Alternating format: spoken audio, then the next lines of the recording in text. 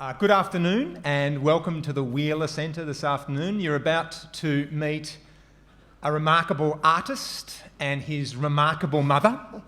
But to lead off, I would like to acknowledge that today we are on the traditional lands of the Kulin people of the Kulin Nation, and I'd like to pay my respects to their elders past and present, and also to pay our respects to elders from any other Aboriginal communities who are here with us today. My name's Bernard Caleo. I am a comic book maker here in Melbourne, and I am overjoyed and delighted to be talking to the Sharps.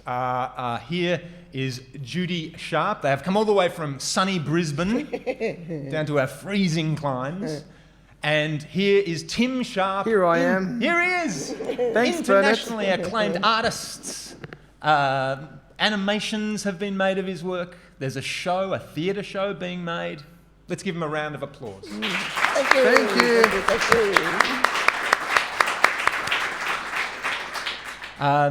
Now, Judy has just written a book, the book has just been published. Yes. About Tim and Judy and Tim's brother Sam's life together, a double shot of happiness. That's just been released, and it will be available at the end from the paperback bookstore down the back. Hello! But to start with, we have an extraordinary treat, because Tim has said that he is happy to draw something for us. Oh, yes. That's fantastic, Tim. Would you like to go over to the projector over there and do this drawing? Sure, Bernard, Fantastic. I will. Thank you, Tim.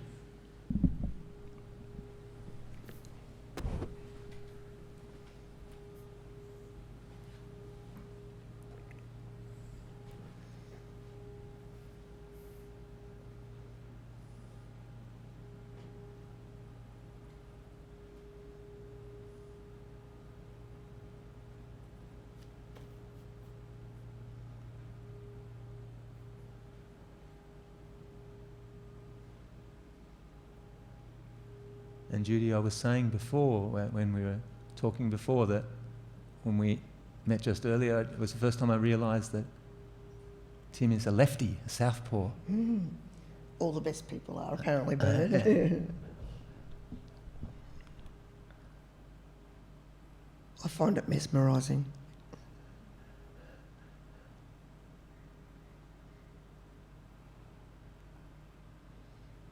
And Judy, you're always with Tim when he draws, is that what I understand from reading your book? Yes. At our dining room table at home, Yep. which was my mother's dining room table, so it's got a long history. And actually, this is the furthest I've ever been from Tim when he's reading, so I'm a little nervous. Yeah, sure. But it's a great honour and a privilege for me to be able to watch Tim draw. I never get tired of it. His hand is so graceful. You can see it, to me, it has purpose. He knows exactly what's going on. I'm fascinated by the connection from the mind to the hand. Yes. And how it comes through, and what would actually be seen in his mind. So I consider it a privilege for me to be there. I've burnt many a potato. Because you can't do anything else while Tim's drawing? No, he likes me. There we are. Tim, let's give him a round of applause. Well, thank you, everyone.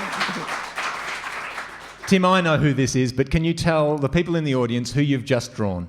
I just draw Beak Man. Beak Man. That's the one. And Beak Man is the star of your drawings, yeah? Yes, he is, Bernard. What is he? What is Beak Man? He's the best fantastic superhero. And what can he do? Can he fly? Oh, no, he doesn't fly, just like he doesn't fly. Well, what does he do? He normally helps people, Yes? and he's the best hero. Fantastic. That's a pretty good thing to do, to help people. And often in the pictures he's like watching other things happen. Is that right? Yeah, that's the one. Yeah. And Tim, when you draw at home, do you draw with a pencil first? Is that how it works? Yeah, that's the one with in my hand, Bernard, the pen in my hand, Bernard. And then your drawings are very colourful. Oh yes, thank you very much, Bernard. What do you use then? What do you do? Is it textures that you colour with? What do you colour with? Textures, crayons, Bernard. Whoa. And what takes the longest? Is it the drawing or the colouring? It's the drawing, Bernard. Ah. No. Oh, really? Oh, no, Oh, wait, we've got an art critic here on the bench. Go on, you have Judy. an Judy. eyewitness. Eyewitness. Well, the perception of the artist is always maybe a bit different from the Actually, external. it might be from the point from where he gets the idea till he actually puts it on the paper. Yes. But the colouring is just laborious. He puts so much effort into it, and it can take weeks and weeks and weeks. Weeks for one picture. Yeah, but they're much bigger than this. Oh, They're yes. like the 84 by 58 centimetres, an A1 size. Yeah, right. So when they're framed, they're nearly a metre, so they're very big. And he puts so much energy in it. It's so intense, you know, you can see them. It's a mental as well as physical thing too. And that's the only way he gets the vibrancy from the colour. Sure. Because he uses the crayons that the kids use in school, the wind-ups. So often once the way Tim learns to use something is the way he always keeps on going. Yeah. So for to sure. get that amount of density in the colour, Yes. you really have to put a huge effort into it. Okay. So I actually wasn't trying to correct him. I just wanted you to know how hard he tries. It's the main thing. Tim, could you leave Beak Man there, and would you come back to the red seat here? Sure, don't Is that mind cool? if I do. Thank you, Bernard. Fantastic. And Judy, could you tell us when and how you introduced him to drawing? As a little fellow, Tim was distressed nearly all the time, and it was really heartbreaking to watch. So you mean crying and screaming, and I will never call it a tantrum, because to me it wasn't that kind of behaviour, that it was he was doing this to gain attention or manipulate me. But other people perceived it as tantrums? As naughty behaviour, Yeah. naughty or a tantrum, and it was called that. I have never once called it a tantrum, and I never will. I now believe, knowing what it was, that it should be identified as an autistic breakdown, an autistic emotional response. Okay, so you're not saying that wasn't autism, it was things stemming from the autism. That was autism. Right. I didn't actually know that at the time now, but now I do. Yes. I think it should be qualified as what it is. Yeah. In the same way we recognise other medical conditions as a epileptic fit or a heart attack. It is distinct from a bad behaviour tantrum. Yep. So he was distressed, crying all the time, and I never knew why. You know, I could guess little bits that I thought, but there was no communication. He couldn't tell me, he couldn't show me, he couldn't point anything out. And it's exasperating to have a small child. No small child should be this unhappy or this frightened or this restricted by this absolute agony that he's living with. And I couldn't find it. No matter what I tried, what I did, everything was pointless. And then words were absolutely meaningless. If anything, they seemed to compound it and make it more confusing. So I thought, we can't do it with words, and that's all I know, but he's got eyes. So one day I sat down at the table and I just started to draw for him. And I can't draw. I was doing stick figures, but it was the first time I had ever done anything which captivated Tim. He stopped his crying, he came over, stood beside me, and he was mesmerised. And was he interested in your act of drawing, or was he interested in what was appearing on the page? What was appearing on the page, yeah. He wanted to see it develop, to grow, and I think he could actually identify it. You know, finally she's drawing something. Like, he loved Thomas the Tank Engine. Yep. So I think at one stage I was drawing the Thomas the Tank Engine, and so finally he can say, there it is, this is what I want now, the video or whatever. And I think there was a real connecting moment there. It was so powerful for me. I was sitting there bawling my eyes out. I couldn't let him see, but I had tears rolling down my thing. And I knew that we'd found a key. Wow. Yeah, it was powerful. It was one of the biggest moments of my life. And how old was Tim at that point? Just after he was 4. So, you know, 4 it doesn't seem long as you get older, but 4 years of wordless misery for a little baby when the world should be wonderful, it was agony to see. So it was an amazing breakthrough. Clearly. It was a big breakthrough. And did Tim start drawing after that himself, or were you sort of... No, he wouldn't take the pencil. Okay. When I stopped drawing the first time, he pushed my hand back, and I thought, well, if he loves it that much, but if I offered him the pencil, he'd run away in fear. And we also had colours around, like you always do with little kids, and he was always terrified of getting anything on his skin. He couldn't stand food on his skin, or, you know, no finger painting or any of that kind of stuff, or Play-Doh or anything, and that was the same with the pencil. So it actually took about a year for Tim to pick up a pencil and draw. And from reading the book, it seems to me that that drawing moment where you were drawing, then Tim's language uptakes seemed to flower after that. Yes, yeah? it was like a connection for him to be able to label and name and see things that he could identify with. Yes. So even though he wasn't drawing, the paper was always on the table every day. The pencils were everywhere. Yes. And he would always push me to the table. He wanted me to draw. Yeah. So it was also very useful explaining things that he wasn't familiar with. Yeah. He needs to visualise. The words just didn't ring true for Tim. That's very interesting. Yeah. And he also needed an experience to back it up. Yes. So I could tell him something, then we could do it. Yeah. And then suddenly the next time was fine. Yeah. But otherwise I could do things for 10 times and it never made a difference. Yeah. Well, I just want to follow that idea of the visualisation. So, Tim, Yes, Bernard. your pictures are often about words, like the barbecue, Barbecue. which is Beak Man with a whole queue of Barbies. The character, the doll, Barbie. Yeah. What's the one where he's getting on it? What's that one? The T-shirt that you're wearing? I'm over it. I'm over it. That's the one. I'm over it. Oh, I'm there's over the it. barbecue. There's the barbecue. Oh, wow. You'll never eat a sausage the same way.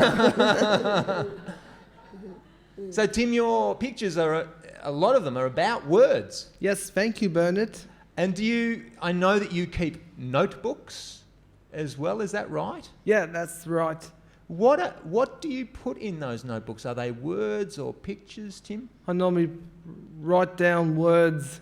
And have you got them from talking to other people or seeing them on TV? Where do you usually or they come out of your head? They come out of my head, Bernard. And so with the notebooks, do you need to be at the table to be filling in the notebook, or?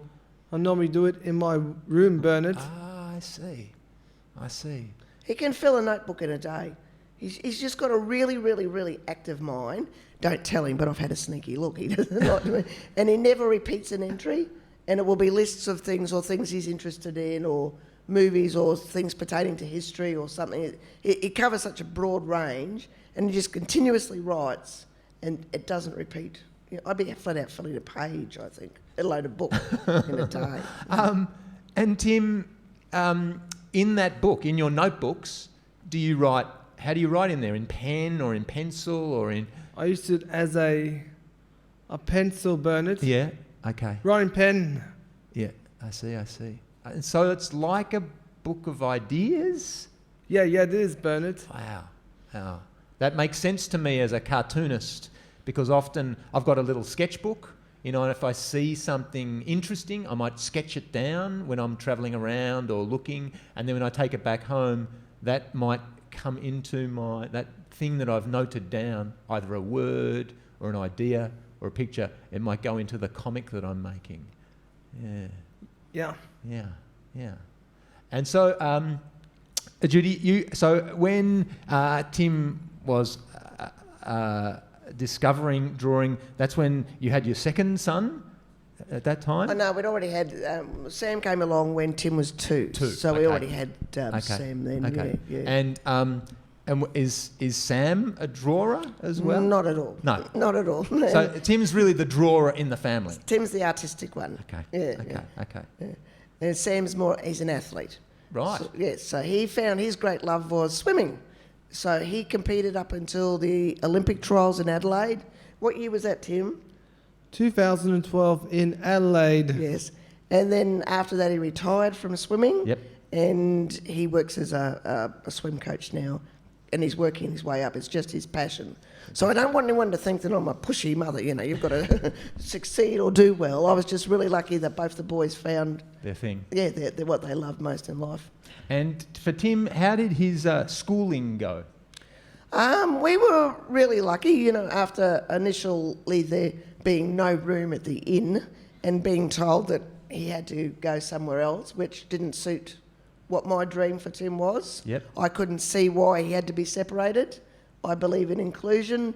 He wasn't aggressive, he wasn't violent.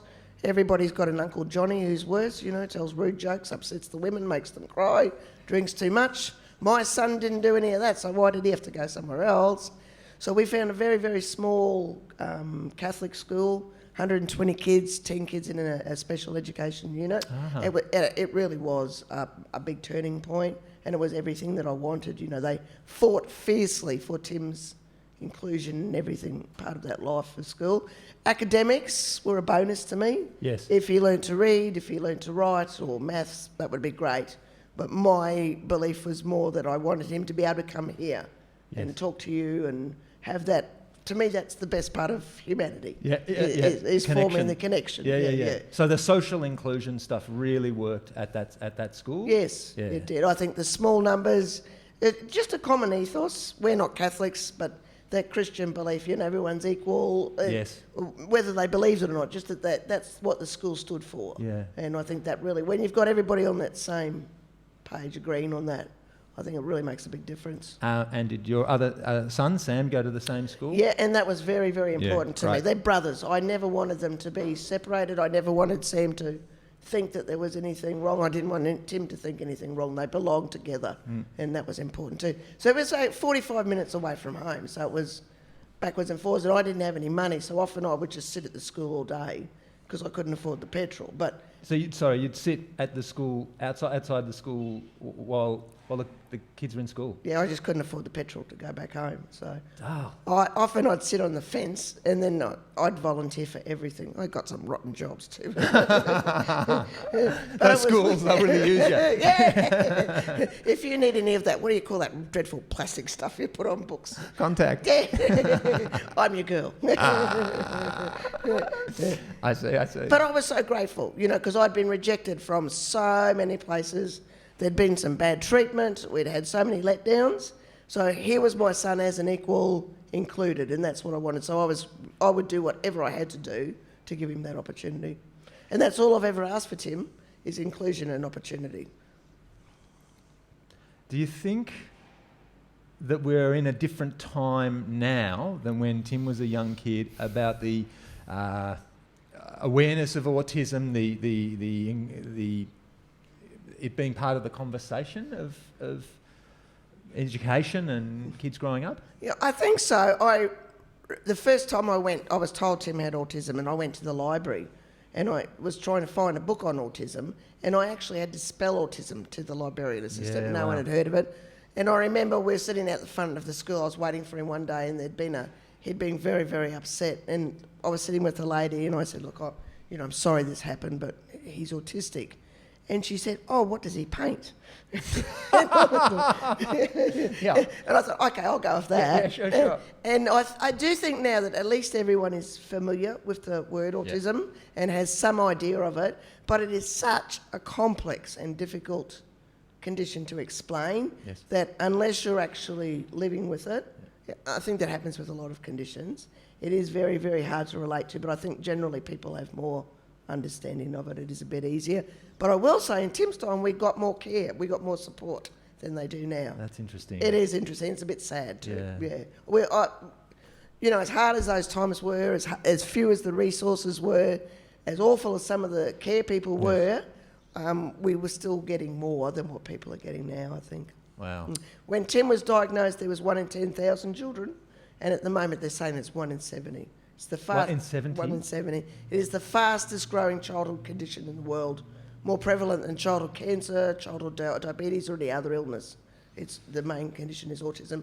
So that with 1 in 70, everyone is going to have some form of contact. Yes. Mm. Yeah. Okay. Let's talk about how Tim's art career took off, shall we? Tim, what was the first drawing you made that got printed into a card? What was that? Have a filthy, disgusting birthday, Bernard. Thanks, I will. Have a filthy, disgusting birthday. That's the one, Bernard. Thank you. So how did that come about? How did have a filthy, disgusting birthday come about? It was a birthday card, Bernard.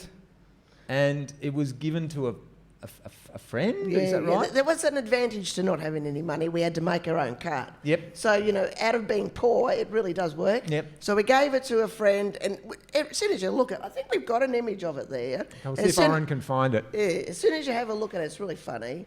And somebody liked it, somebody else liked it, and showed it to somebody else.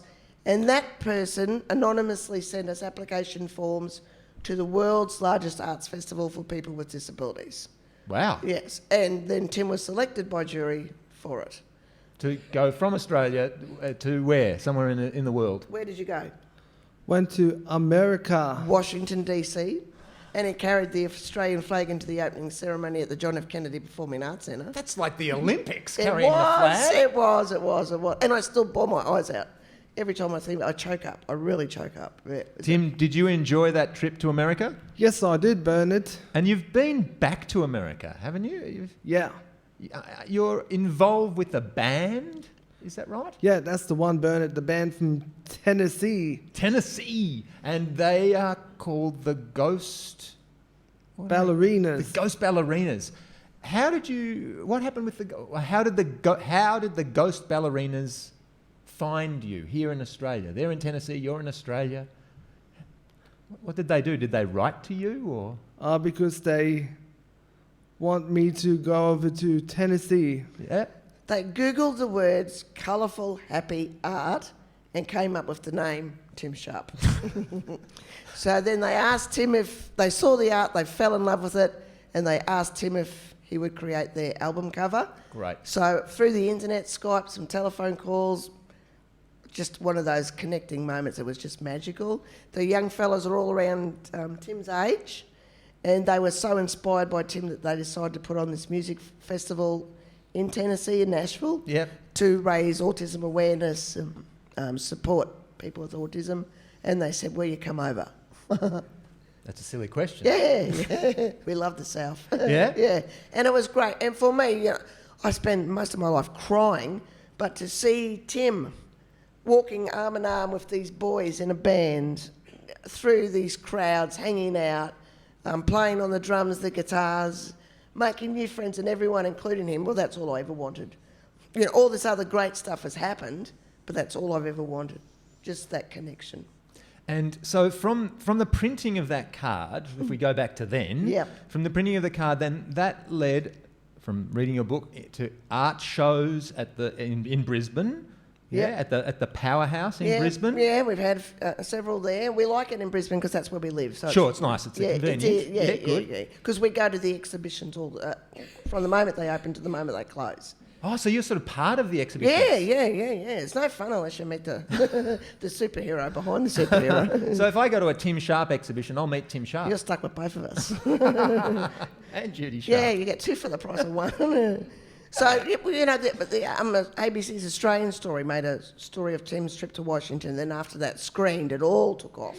And it hasn't stopped then. So we have the exhibitions. They all sell out. And it's really good. And at every one of those exhibitions, we've met the next person who's taken us to the next part of the journey. It's just, you couldn't make it up. You couldn't write the script. It's just how on earth, I could have sat at home for 10 years and said, how do I get Kate Blanchett to come to one of Tim's art exhibitions? And there she is. She just walks in. It's just easy.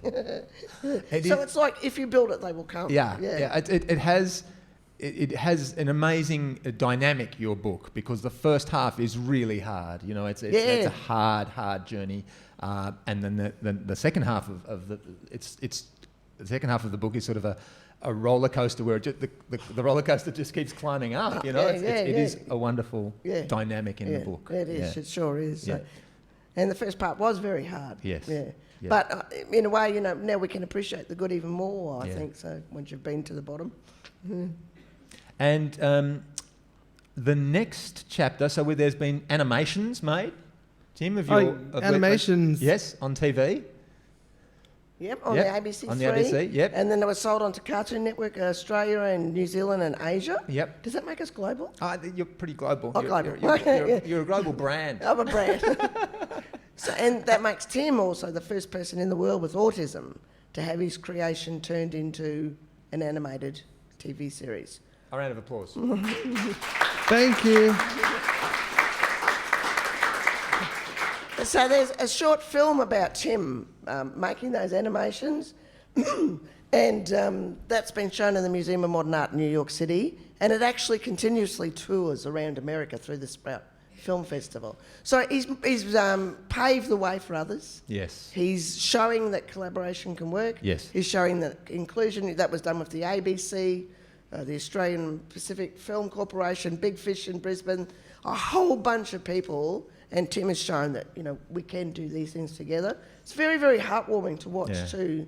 It always gets back to that theme of connection, which is really interesting because that's the bit that's missing with autism. Yeah. But through this art, Yeah. we have more connection than you could ever imagine. When I was speaking to you the other day on the phone, Judy, we talked about you and Tim visiting schools. Yes. Yes. Yeah? Tim, do you enjoy going to schools and talking to kids? Yes, I do. I really love it. It's really fantastic, Bernard.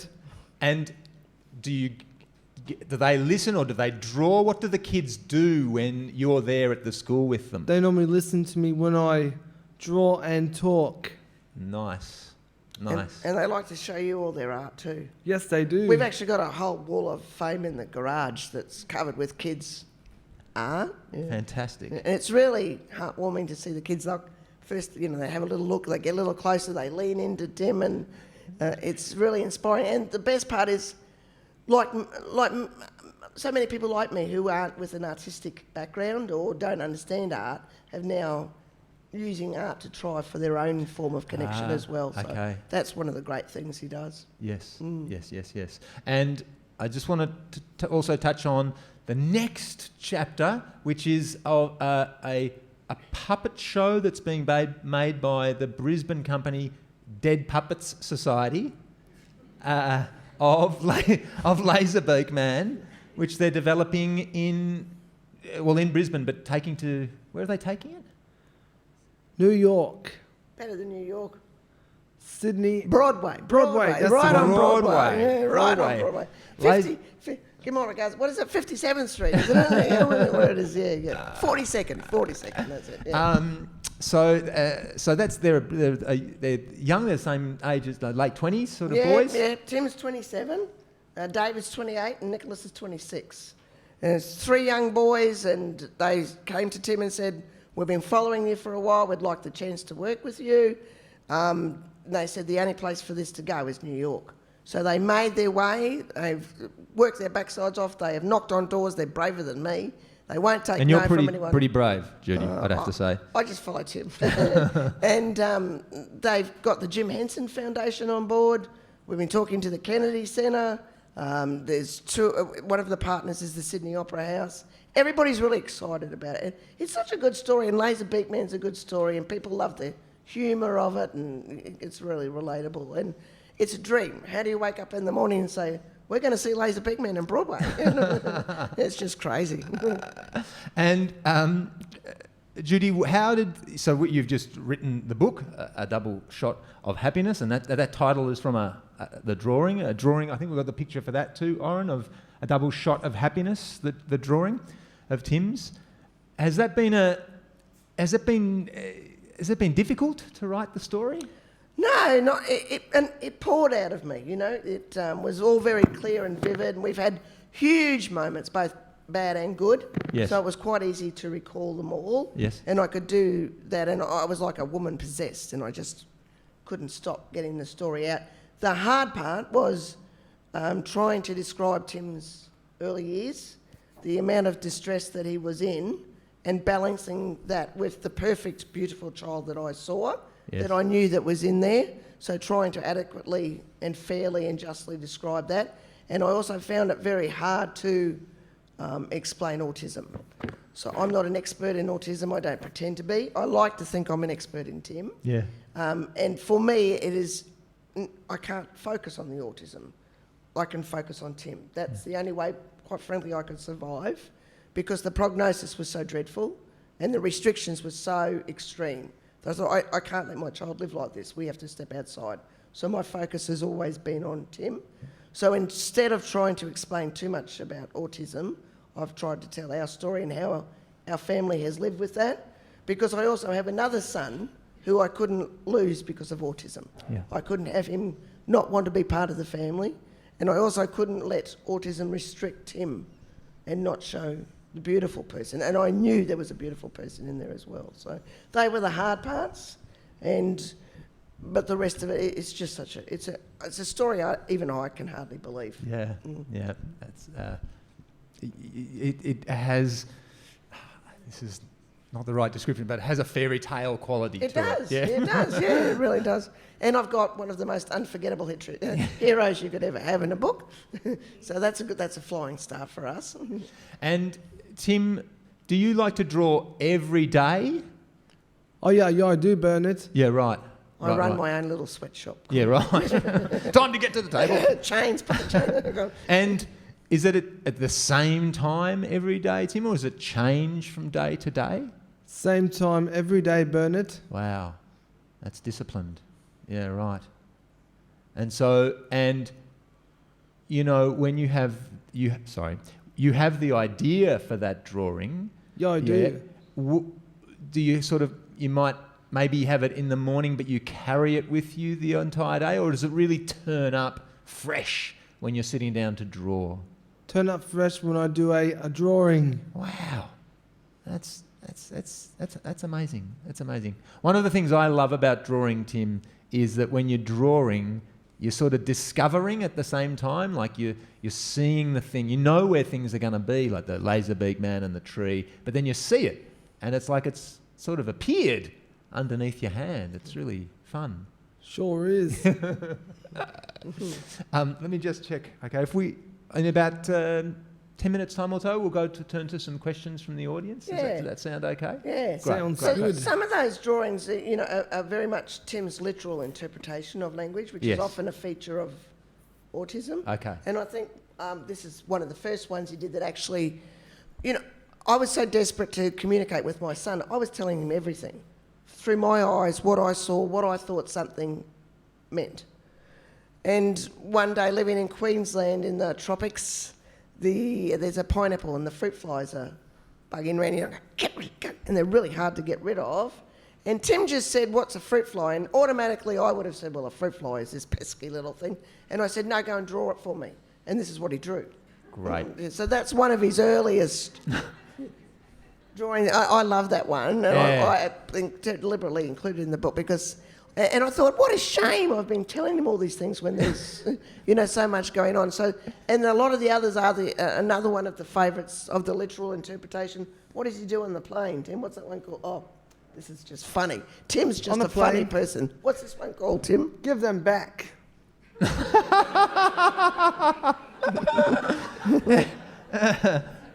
The author, Nick Earls, actually bought that one. I love that. That's my kind of superhero. Yeah. He's doing good work, isn't he? What's the other one you did with the planes? Oh, There's the barbecue. Barbie. Oh, I'll suck it up, princess.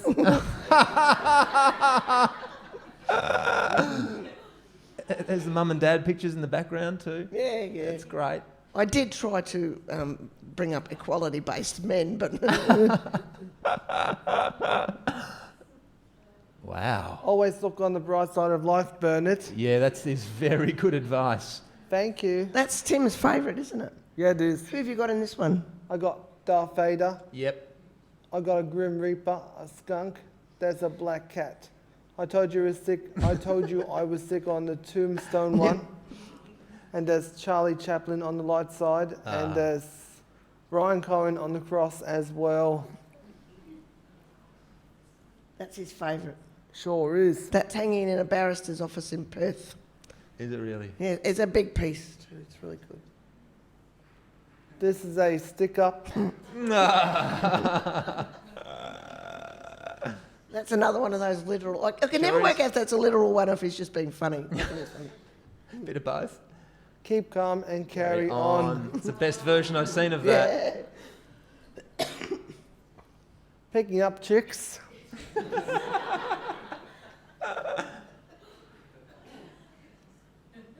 Bull dust. Love the apron. That's brilliant. Pooh Bear.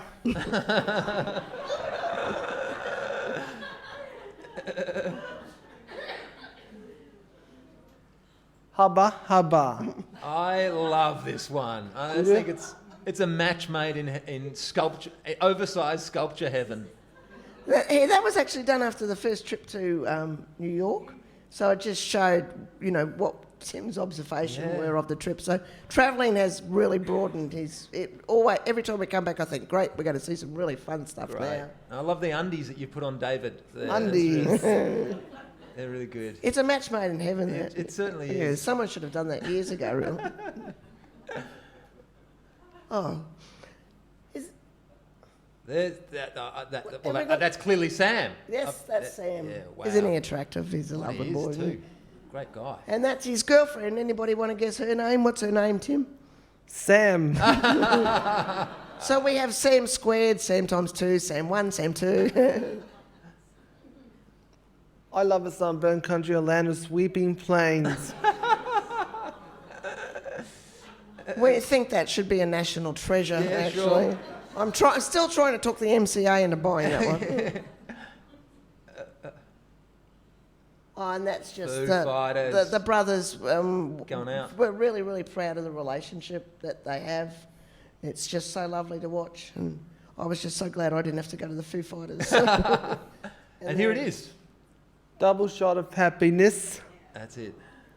So from the moment I started to write the book, the title was never any doubt. It had to be that, and that represents how much happiness the two boys give me. It's Tim and Lay's Beak Man. Yes. And it's also a way of acknowledging all the amazing, wonderful guardian angels that have come into our life. I could never have planned this or dreamed any of it would happen, and I really am thankful for the smallest of things that we've been given: food, clothing, one kind word that was enough for me to get up and go on, to the hugest things of a TV show and a Broadway show and sell-out exhibitions. We've really received so much from people, so we like to call them our double shot of happiness. We've been lucky. Where does your toughness come from? It's not toughness, it's love. Yeah, that's all it is. I'm not tough. I'm not brave, I'm not strong. I won't wear any of those things. But the moment Tim was born was the best day of my life. It's the best thing that ever happened to me, and I'd never, ever, ever known so much love. And that's the only thing that's kept me going. It had to be, and for Sam as well. Just love those boys so much. They deserve so much. I want them to have so much. I wanted them to be happy. That's actually what I wanted in abundance for them. And no matter what happened, it couldn't be about me. No matter how many bad things happened, it had to be about the boys come first. So it was always love. I think most mothers work on that too. Yeah, but I'm not tough. It seems to me that you are from reading your book. Ladies and gentlemen, we might turn over to questions. If anybody has any questions for Tim or for Judy, we've got mics here, and people. Well, their names are not Mike, but they have mics in the literal wordplay scheme of things. But if anybody has a question for either Tim or Judy, please stick up your hand, and we'll get a mic to you so that you can be part of the recording that we've got of today. Up the back there first. Tim, where's the favourite place you've ever been? Favourite place I've been to was the Sydney Opera House when I did a TED Talk last year. And every single person in the room stood up for you, didn't they? Yeah, they did. You got a standing ovation. Oh, yes. Yeah. Not that he expected it. Hi, Tim. What's Hi. next for Beak Man? Do you think, how Batman has a Robin, do you think he'll get a sidekick that'll feature in new works, or is he always going to be a Lone Ranger? I think he's going to be a Lone Ranger in some every other drawings.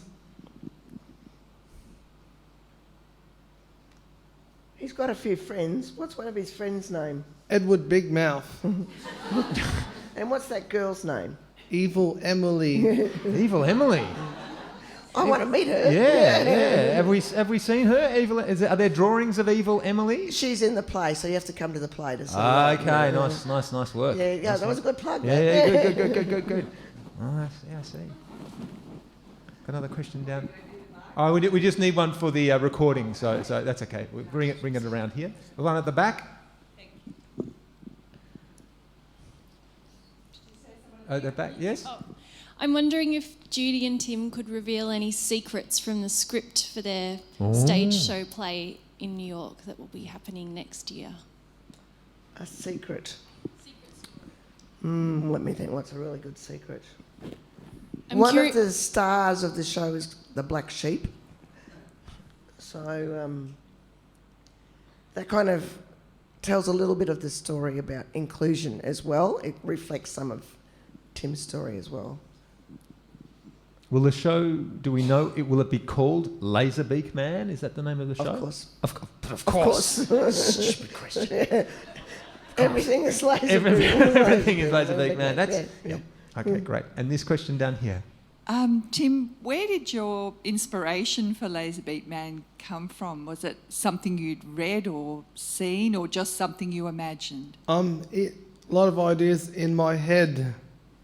And you always liked Like, superheroes? I like superheroes.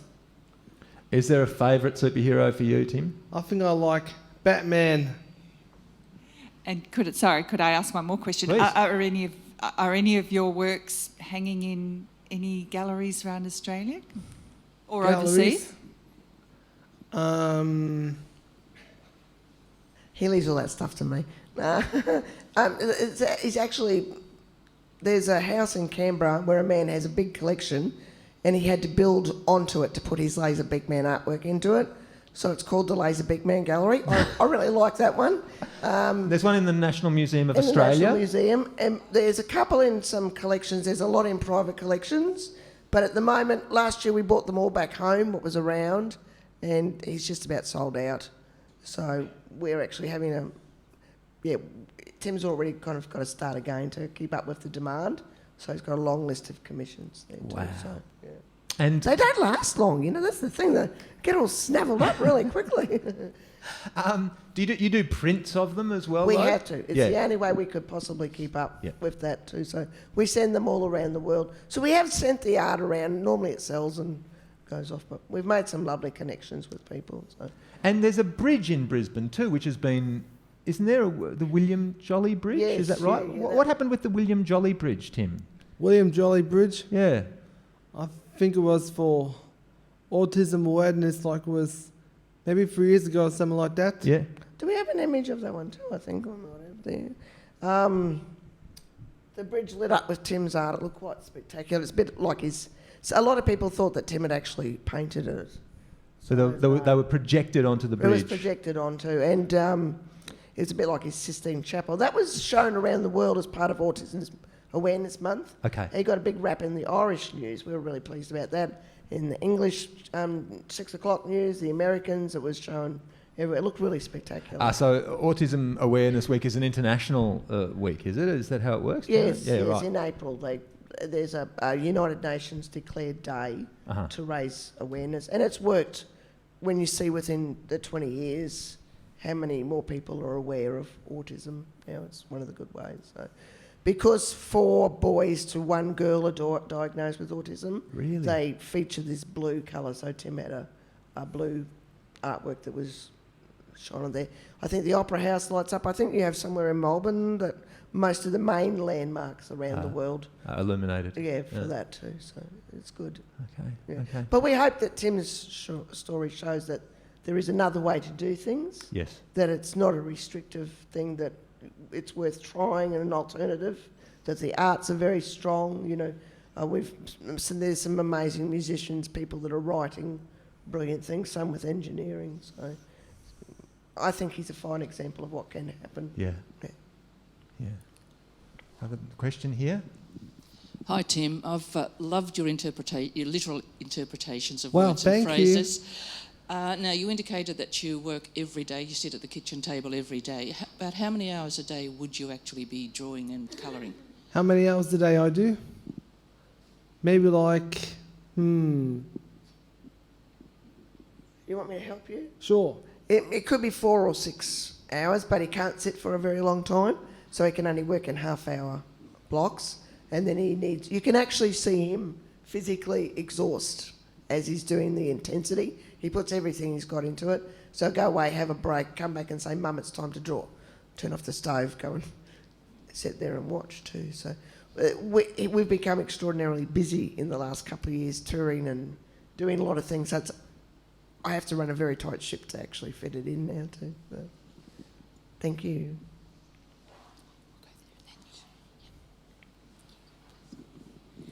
Hi, Tim.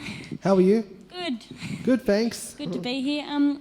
I was curious what it's like for you. Do you like to draw when you're happy or when you're sad or both? I like to draw when I'm happy. Yep. Cool. You're welcome. Tim's a very rare breed. He will tell you. Are you ever sad, Tim? Nope. He just goes on this level plane. He's worked out what he wants in life, and that is to be happy. And he just focuses on that every single day, and I wish I was more like him. He's found the secret of life. Give up those self-help books, all that stuff. Don't go for a guru. Just in the moment, enjoying yourself. I've learnt so much from Tim. Yeah. Hello, Tim. How are you? I'm well, thanks. How are you? Good, thank you. That's great. You look well. I was wondering, do you ever use an eraser? A razor? A rubber. A rubber. Like when you rub things out? Yes. When you're drawing. No. Thank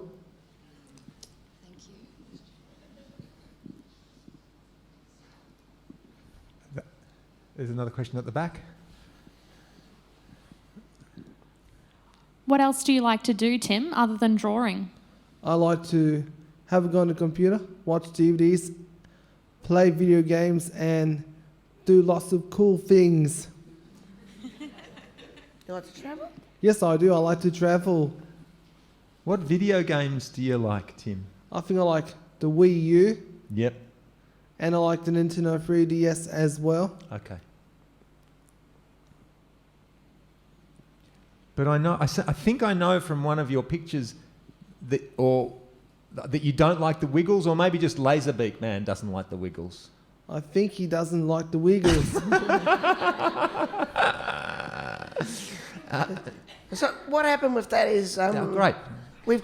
There is a story for that one. We've got at Christmas time, we've got a Wiggles CD. Yeah. And I don't like the Christmas carols. I find them really sad and they make me get very teary. Okay. But this Wiggles Christmas CD is really happy. You know, Right. you bounce along to it. Yeah. And so I had it on and I played it and I played it and I played it and I played it.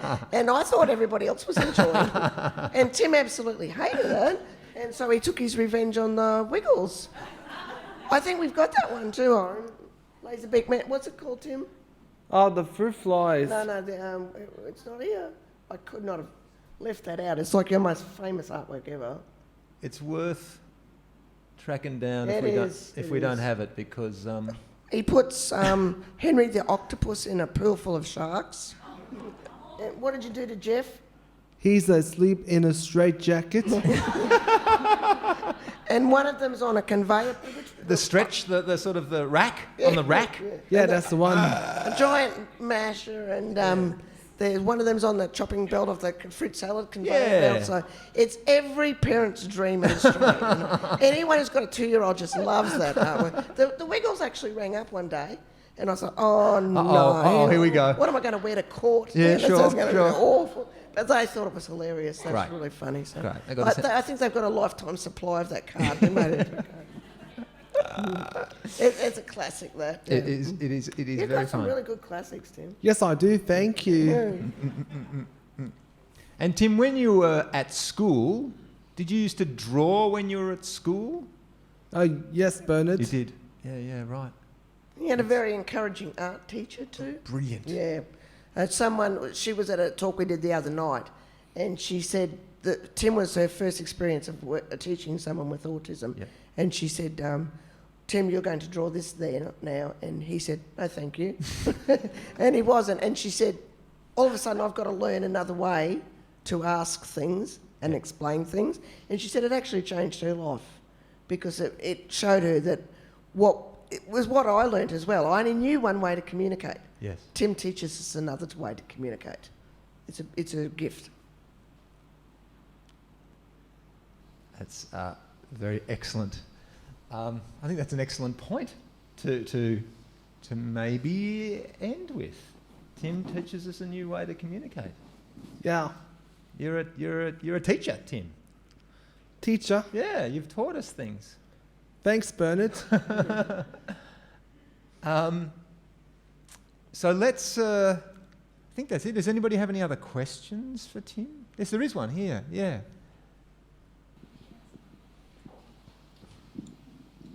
What's your favourite colour? My favourite colour is blue. Do you want to ask him what it is? What's your favourite colour? Blue too. Wow, blue. Great. Blue guys. Tim, do you have any colours that you hate, that you don't like? No, Bernard. Okay. But I can tell you there is an extraordinary amount of brown left in the box. Yeah, the last one selected. So, ladies and gentlemen, I think we'll wrap it up, and Tim and Judy and I will go down to the back there where the book is for sale. So you can come up and talk to Tim and Judy. But let us thank them very full-heartedly for coming along and speaking to us about their extraordinary life together. Tim and Judy Sharp. Thank you.